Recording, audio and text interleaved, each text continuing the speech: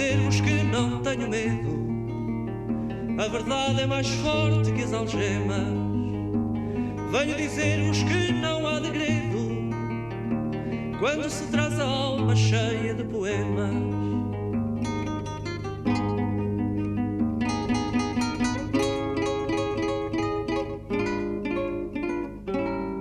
Em qualquer parte estou presente, tomo o navio da canção e vou direito ao coração de toda a gente.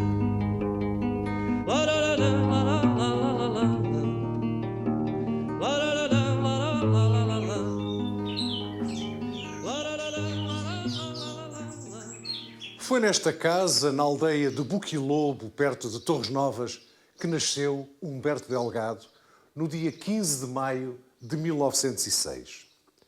Era filho de Maria do Ó Pereira Delgado e de um militar austero, Joaquim Delgado, que ao pressentir a forte personalidade do filho costumava dizer: este rapaz há de ser alguém.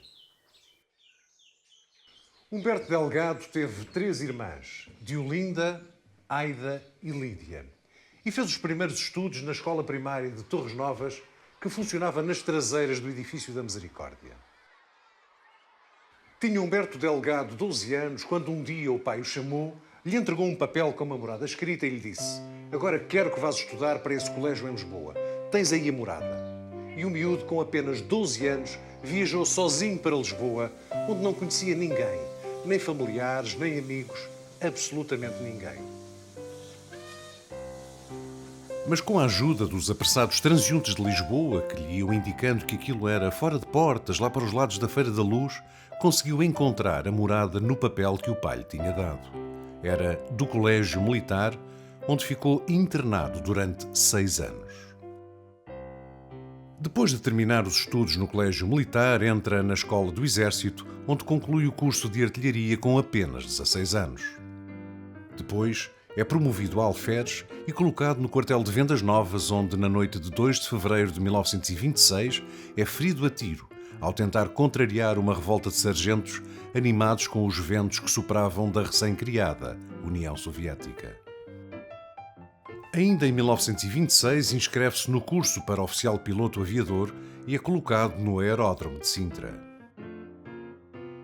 No ímpeto dos seus 20 anos, e desiludido como muitos outros jovens militares da sua geração com a situação do país, Humberto Delgado participou ativamente no movimento militar de 28 de maio de 1926, liderado pelo general Gomes da Costa, que derrubou a Primeira República e implantou a ditadura militar, abrindo caminho ao Estado Novo e, poucos anos depois, à ditadura de Salazar.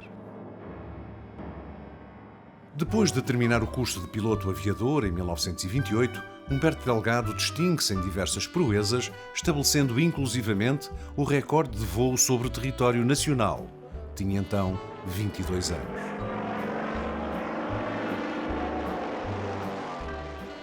Depressa se torna um militar bastante conhecido e distinguido através de diversas condecorações que se sucedem ao longo da década de 30. Pouco depois é designado para comissário da Mocidade Portuguesa e logo a seguir para adjunto militar da Legião. De simples defensor do regime, passa assim a personagem ativa da ditadura, em parte devido ao seu apoio a Salazar, é certo, mas principalmente devido às suas inegáveis competências, Humberto Delgado assume diversos cargos e posições de destaque. Em 1937 participa numa missão militar à Espanha.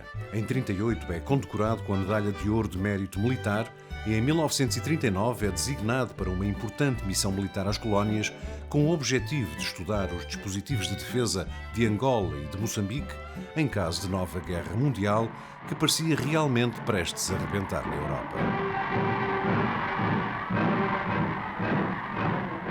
Já em plena Segunda Guerra Mundial é promovido a major e em 41 é designado para representar Portugal nas negociações secretas com os ingleses, visando a criação de uma base aérea nos Açores para uso dos aliados, que viria a dar origem à base das Lajes. Uma missão que aceita entusiasticamente, pois simpatiza com a causa aliada e despreza a prepotência totalitária de Hitler.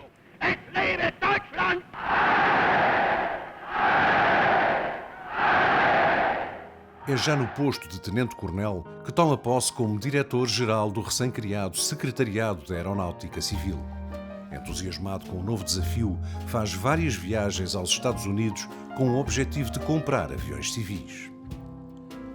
E graças à sua determinação e otimismo, funda a TAP em 1945, primeiro com a criação das linhas Lisboa-Porto e Lisboa-Madrid, inaugurando em dezembro de 1946 a linha aérea regular entre Lisboa, Luanda e Lourenço Marques. Estranhamente, o ditador Salazar, em vez de aproveitar o vigor de um tão jovem oficial nas suas fileiras, parecia, pelo contrário, esforçar-se por manter Humberto Delgado longe de Portugal e longe da estrutura militar, designando-o em 1947 primeiro representante de Portugal no Conselho da Organização da Aviação Civil Internacional, no Canadá, onde viveu ao longo de 3 anos e onde ficou bem conhecido pelo seu caráter frontal e destemido, chegando por isso a ser notícia em jornais canadianos. Entretanto, o brilhantismo da sua carreira leva-no rapidamente ao posto de general, tornando-se assim no mais jovem general das Forças Armadas Portuguesas, tinha então 47 anos. Por reconhecimento das qualidades de Humberto Delgado, ou se calhar para continuarem a mantê-lo longe da estrutura militar, Delgado é nomeado adido militar de Portugal em Washington e chefe da missão de Portugal na NATO, trabalhando vários anos no Pentágono, tendo sido, inclusivamente, o primeiro militar português convidado para assistir a uma explosão atómica no Nevada. Ao longo dos anos em que Humberto Delgado vive nos Estados Unidos, acentua-se claramente a mudança da sua maneira de encarar o Estado Novo e a ditadura de Salazar. Quando regressa a Portugal, já em 1957, está definitivamente convertido à ideia de que Portugal tem que mudar.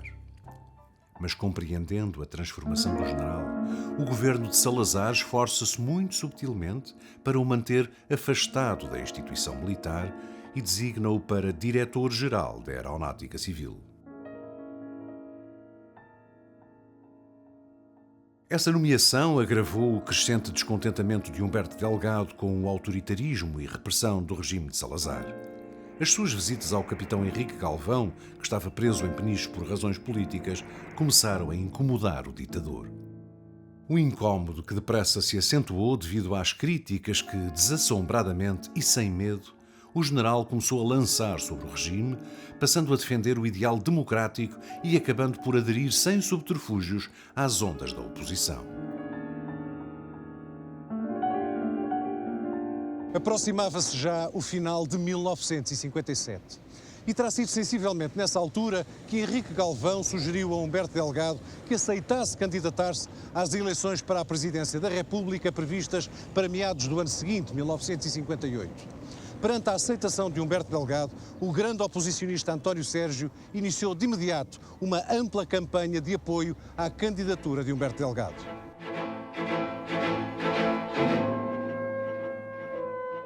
Começa então a generalizar-se nos meios oposicionistas de todo o país a convicção de que desta vez tem que haver uma candidatura que vá até ao fim, sem receio das fraudes eleitorais em que a ditadura era perita e sem medo da repressão que o governo e a sua polícia política pudessem fazer cair sobre os que se envolvessem na candidatura. Também na esfera do governo de Salazar se buscava um sucessor para o presidente Craveiro Lopes, que os setores mais duros do regime começavam a considerar demasiado liberal e por isso arriscado para o regime, sendo, portanto, necessário afastá-lo rapidamente.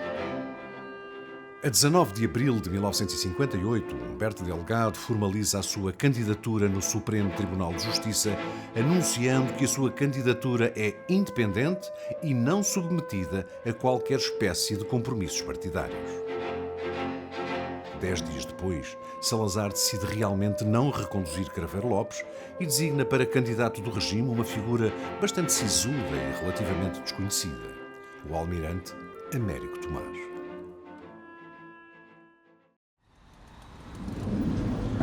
É então que no dia 10 de maio de 1958, Humberto Delgado provoca o primeiro grande terremoto político que abalou violentamente o regime de Salazar.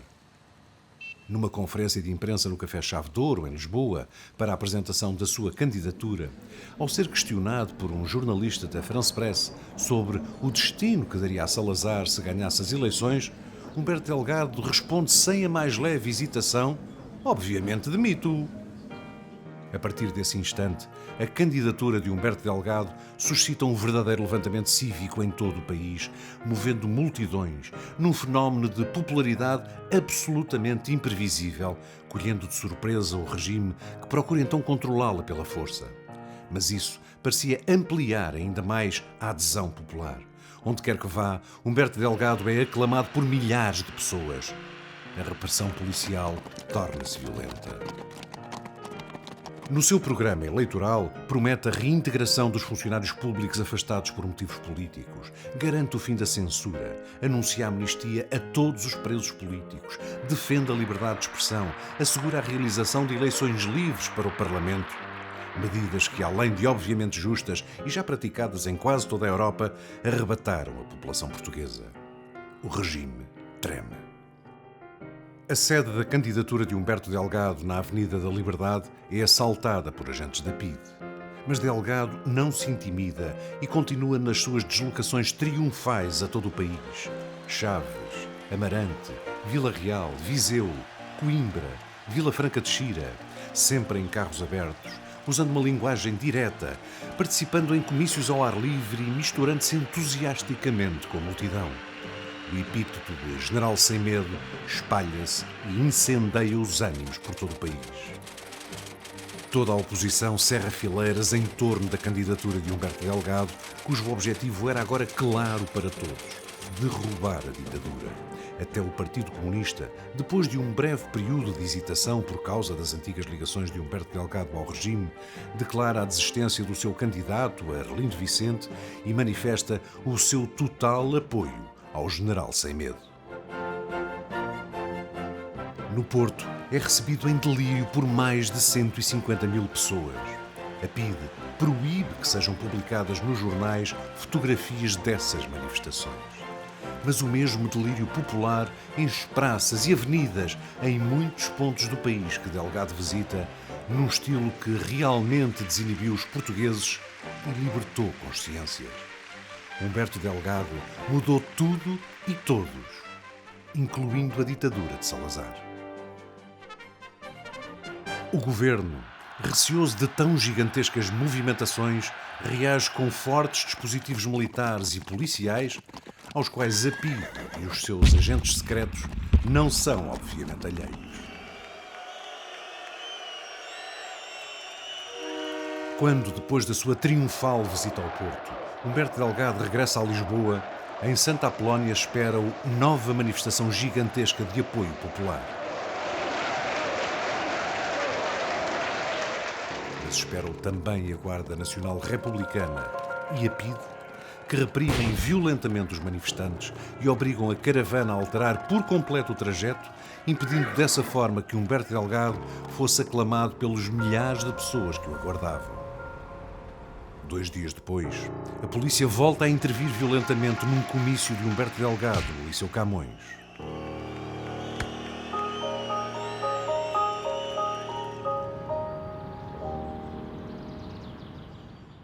No dia 8 de junho de 1958, decorre finalmente o ato eleitoral.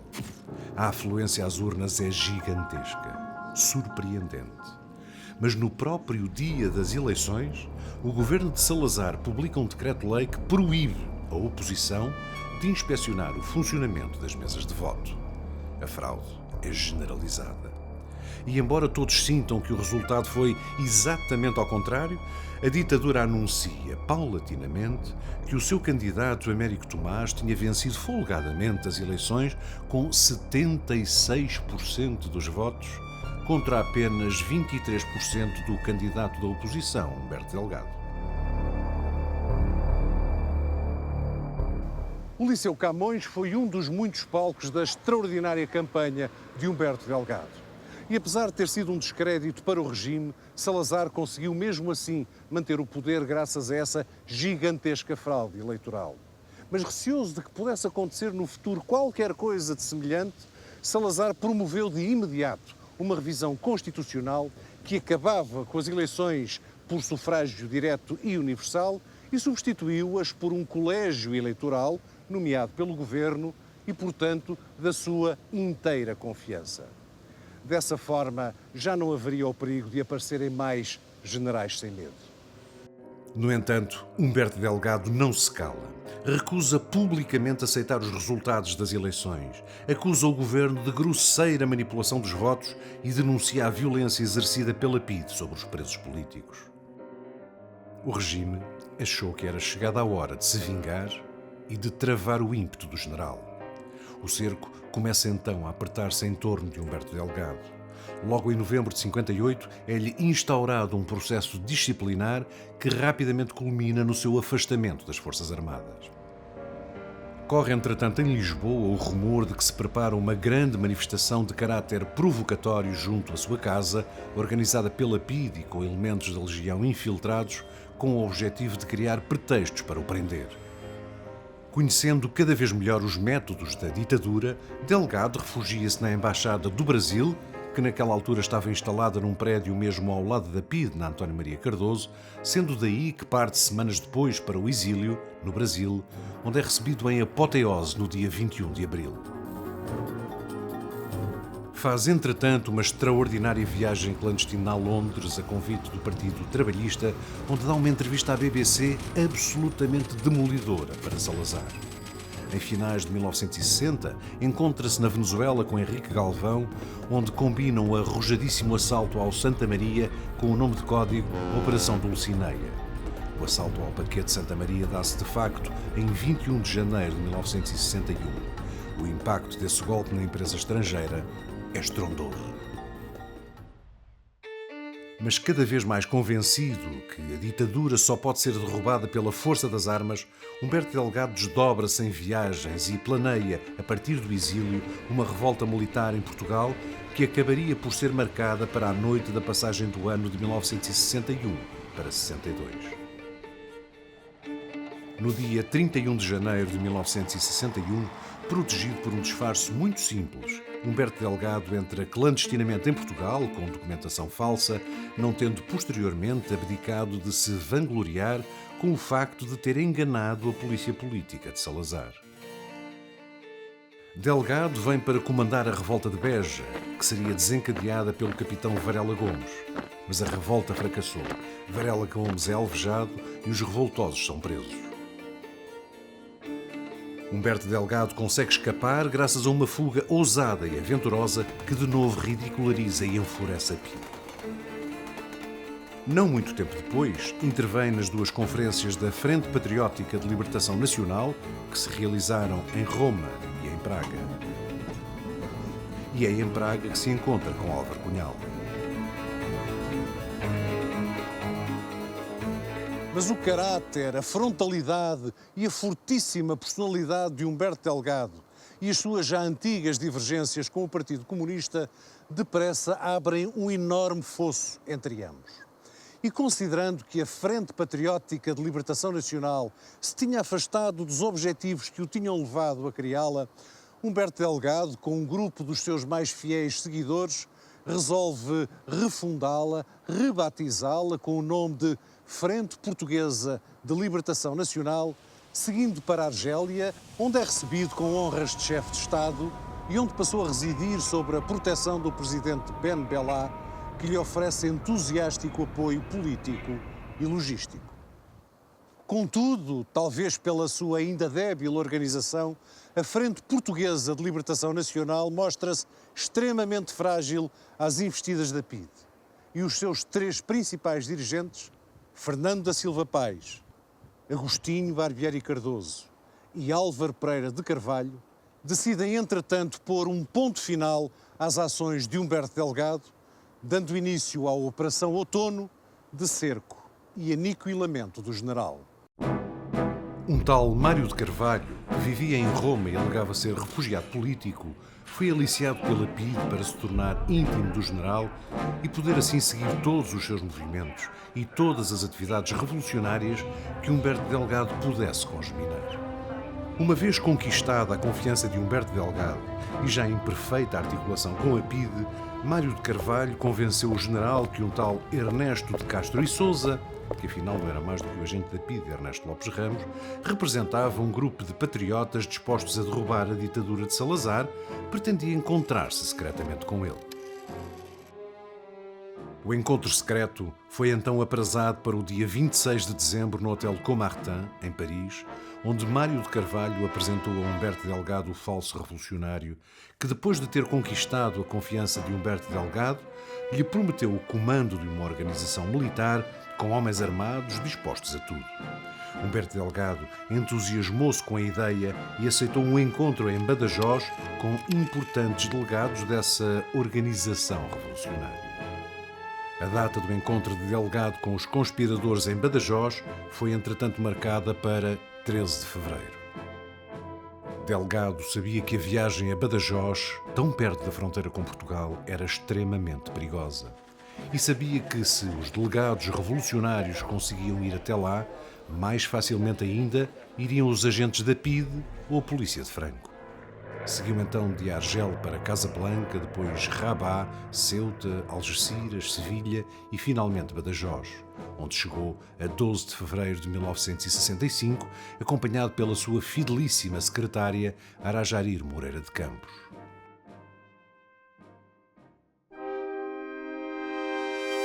A brigada da PIDE saiu secretamente de Lisboa para Badajoz ao princípio dessa mesma noite de 12 de fevereiro, em 2 carros particulares. Num seguia o sinistro Agostinho Tienza com Casimiro Monteiro. No outro seguiam Ernesto Lopes Ramos e Rosa Casaco, que comandava a brigada. No porta-bagagens do carro de Tienza seguia também um saco com cal, um frasco com ácido sulfúrico, uma pá e uma picareta. Os documentos, tanto dos automóveis como dos ocupantes, eram falsos. Os 4 homens da PIDE dormiram numa pensão em Reguengos de Monsaraz.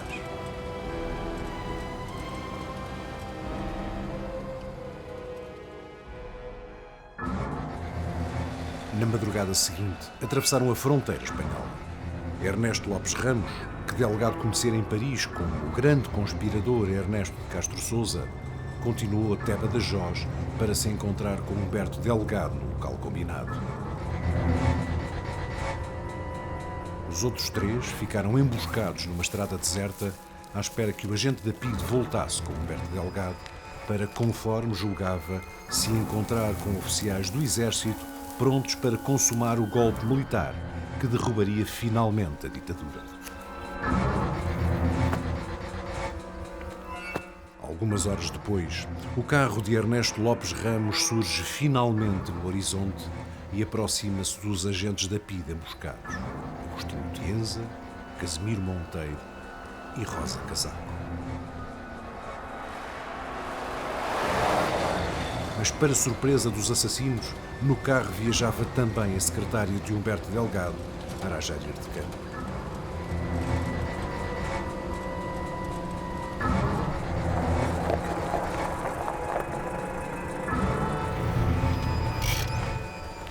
Mal saem do carro, ambos são agredidos e assassinados pelos agentes da PIDE emboscados.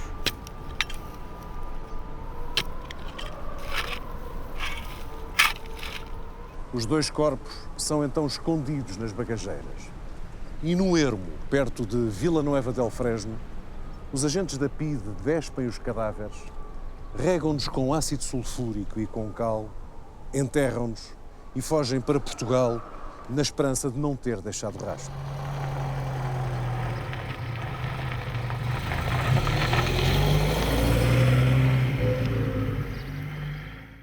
Passados dias, e perante o desaparecimento do general e da sua secretária, alguns dos mais fiéis correligionários de Humberto Delgado, que sabiam da viagem secreta a Badajoz, insistem com a Liga Parisiense dos Direitos Humanos para que seja patrocinado o inquérito ao misterioso desaparecimento. 2 meses depois, 2 crianças que brincavam num descampado perto de Vila Nova del Fresno descobrem 2 cadáveres enterrados numa vala a pouca profundidade.